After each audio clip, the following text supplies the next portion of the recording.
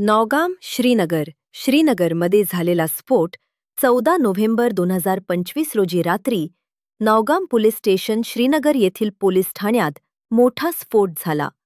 या स्फोटात किमान 9 लोक ठार झाले आणि 32 लोक जखमी झाले. मृतांमध्ये 6 पोलीस व फॉरेन्सिक कर्मचारी, 2 नागरी प्रशासनाचे अधिकारी आणि 1 नागरिक असल्याचे सांगितले गेले. घटना अशी की फरीदाबाद हरियाणा येथून जप्त झालेली विस्फोटक सामग्री श्रीनगर पोलीस ठाण्यात ठेवण्यात आली होती. त्या सामग्रीचे नमुने तपासताना अचानक स्फोट झाला.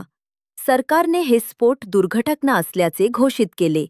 आतापर्यंत आतंकवादी हल्ल्याचा कोणताही पुरावा न मिळाल्याचे सांगितले गेले.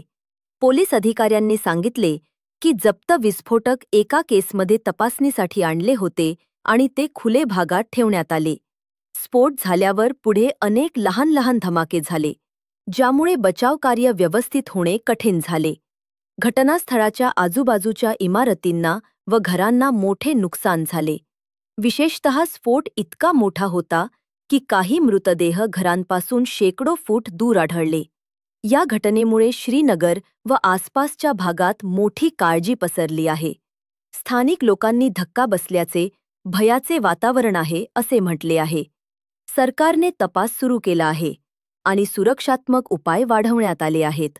घटना आकस्मिक असल्याची अधिकृत माहिती मिळाली असून आतापर्यंत आतंकवादी हल्ल्याचे संकेत स्पष्ट झालेले नाहीत.